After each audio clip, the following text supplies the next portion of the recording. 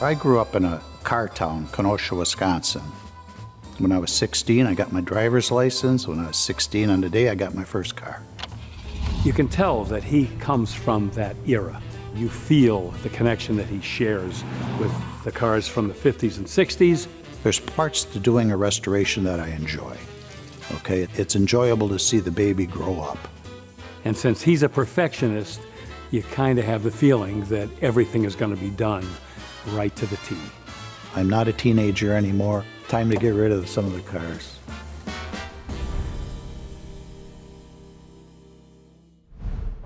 I grew up in a car town, Kenosha, Wisconsin. And in Kenosha, as you know, AMC Motors was there. And it was so much of a car town that when we were little kids, we'd sit on the street corner and try to name the cars that went by. And they were all different, of course, back when I was a kid. In the family, we never really had hot cars and stuff.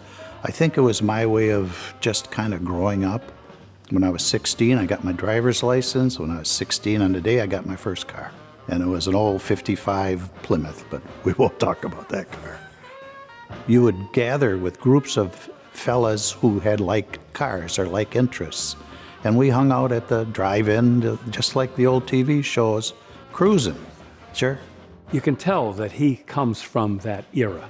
You feel the connection that he shares with the cars from the 50s and 60s and what they mean to him and why they're in his collection. Kind of takes a page out of Frank's history book.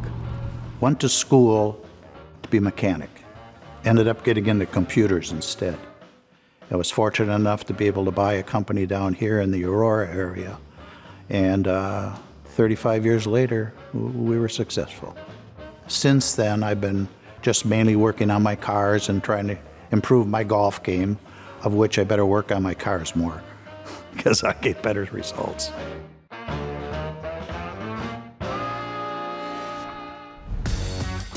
Initially, when I started collecting cars, it was basically the cars I was familiar with when I was a kid. But, you know, as you get collecting more and more cars, you're starting to see odd cars, or one-offs, or two-offs, or love survivors. You know, they're only survivors once. I tend to like to get a project or buy a particular car and put it back together because that allows me to know exactly what I have. We also do restorations here. A lot of collectors depend on outside shops, third parties, to do restorations, to do maintenance, to look after the automobiles, which is fine, but you can't always be sure that the work is going to be done to your standard. Well, Frank has avoided that because he has his own staff of people, and since he's a perfectionist, you kind of have the feeling that everything is going to be done right to the T. I have 5 full-time people and about 3 or 4 part-time people that come in. We have our own paint booth, of course, and these fellas come from a pretty skilled background. We take them all apart and get it down to bare metal. We take the cars off the frames. We rebuild everything all the way up. I wish we could do more cars, but we can only do 2, maybe 3 full restorations a year because it takes time to do it right.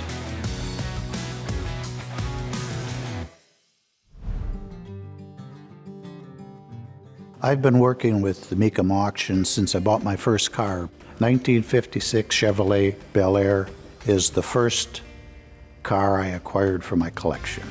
Of course, the shoebox Chevys, 55, 56, and 57 to this day, probably the most collectible classic Chevrolets. Also, it was the second year for the V8 engine, which the small block Chevrolet engine was really beginning to leave a huge footprint in the automotive world. And it's a convertible. As you can tell in my collections, I like convertibles, and this was one of the first ones, and I've enjoyed it quite a bit. The color of the car is a 2-tone blue and ivory, one of my favorite combinations.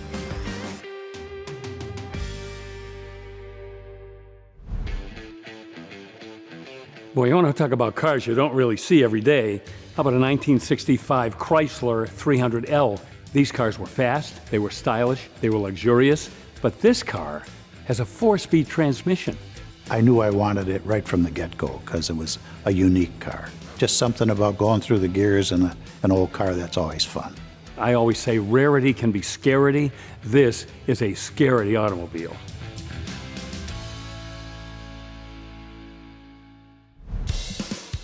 1957 Pontiac Bonneville. I've had several of them over the years. They're all fuel-injected cars. There's a little over 600 of them ever built. It was quite a technological achievement, actually, to go to fuel injection, and all of the Bonnevilles in 1957 had them, and they were all convertibles as well. What attracted me to this car, it was the only car of that color ever built. I have the original inner fenders that prove that color. I didn't do the restoration here, but I had it restored by a Pontiac specialist. And again, it's a unique color. It's a one-off color. The one in Frank's collection is a 100-point car, just fabulous. 1958 Buick Limited Wells Fargo. Where do you start? This is a car that was built by Buick. They took a 1958 Buick Limited and specialized one for Dale Robertson, who was the lead star in a TV series called Tales of Wells Fargo.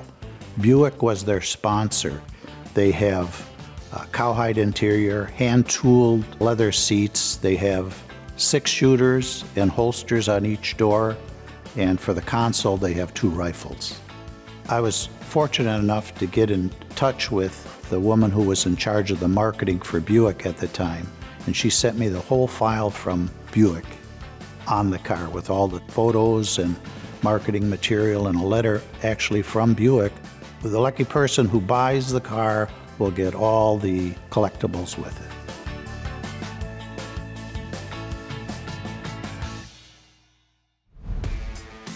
Well, you look at the list of Frank's automobiles and you see a lot of General Motors cars, but they're not exclusively Frank's collection. He also has some pretty tasty Ford entries as well, such as the 1962 Ford Thunderbird Sports Roadster. First of all, it's a true M-code car, and M-code means it's a tri-power big block car. And it is a roadster. It has a roadster cover on it.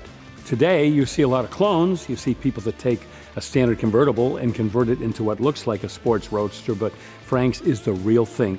So not only did it have style, but it had performance as well.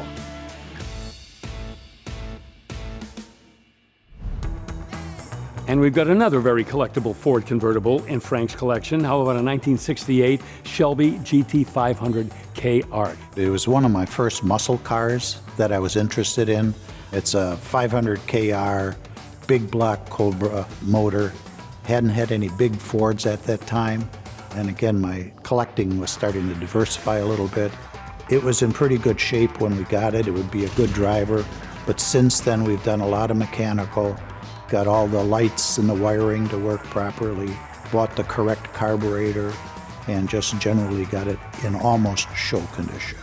And we see how those cars have maintained a very gradual but palpable increase in value and desirability over the years.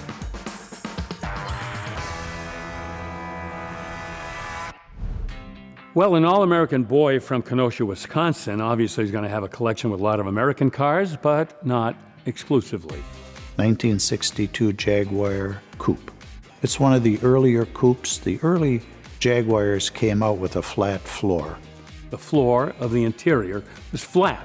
The footwells were flat, and the problem there was basically taller drivers and passengers felt a little cramped. So Jaguar did correct that in subsequent years of the XKE. The flat floors, there was more of them in the Roadster, but in the coupes they were fairly rare. And this is one of the flat floor coupes. I got it from a private party. He knew everything about the car. He had a stack of manuals that went with the car about as tall as I am. And he took terrific care of the car. So I was very fortunate to get it from him. There's a lot about this Jaguar that kind of puts it in a class by itself.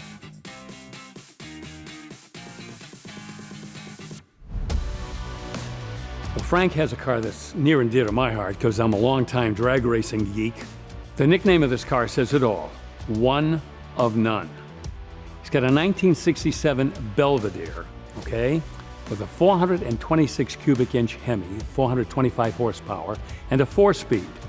The thing is that in 1967, to get that powertrain, you had to get a GTX.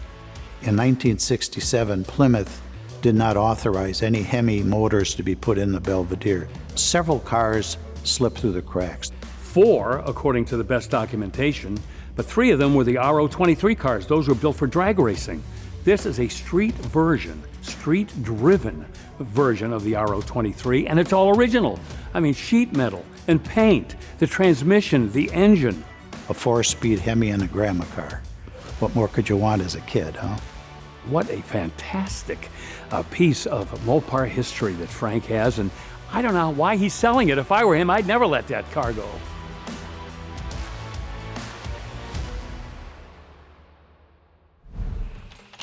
Next up, 1967 Pontiac GTO convertible. Red, white top, Rally 2 wheels. And it has the dual gate automatic shifter. You could shift it manually, or you could click it over and it would be fully automatic. And that was a very popular option. Also, 67 was the first year that the GTO got to the 400 cubic inch engine. Again, it's a convertible, it's red, and it's a Pontiac GTO. I can't think of a reason not to buy it.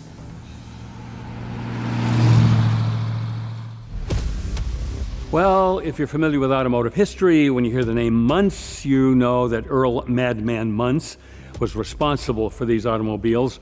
Earl was quite the entrepreneur and the showman. The Muntz I started collecting because they were originally made in California, but they moved to Evanston, Illinois. And I thought, okay, I live in Illinois, I should have an Illinois car. The Muntz automobile was only built for a few years. A lot of innovations in them. He liked the fact that it had some aerodynamics. It was an aluminum body. It was lightweight. These cars were all hand-built, and they were built mainly for people who wanted exotic cars back in the early 50s. These cars were very expensive at the time. He had V8 engines in them, either Lincolns or Cadillacs or Fords or whatever he could find.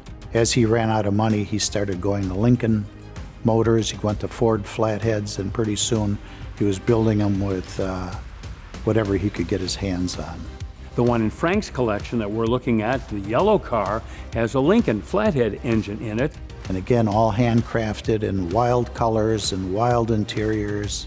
These cars could have a liquor cabinet, an ice chest. This one has a leopard interior. It gives you an idea of just how crazy Earl Madman Muntz was and how he got his name. Now this yellow convertible, that's one of 3 in Frank's collection that'll be coming to Kissimmee in January.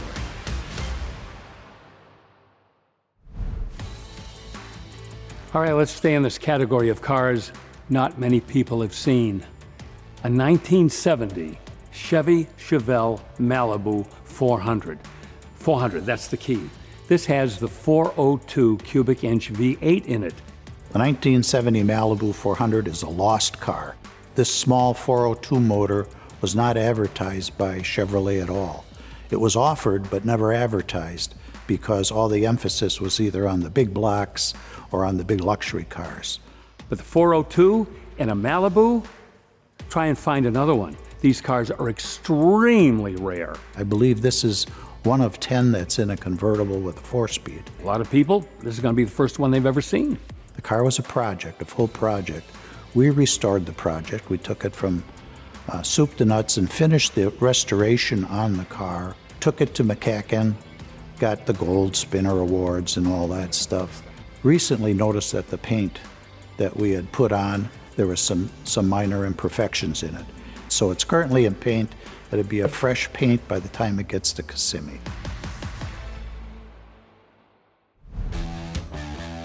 Another car in Frank's collection that is going through the complete makeover in the restoration shop is a fabulous 1961 Chevy Impala with that optional 348 2-barrel carburetor engine. I had a light blue Impala convertible when I was young, so this was a throwback to my youth. However, when we got the car, we found out that it needs to be cleaned up.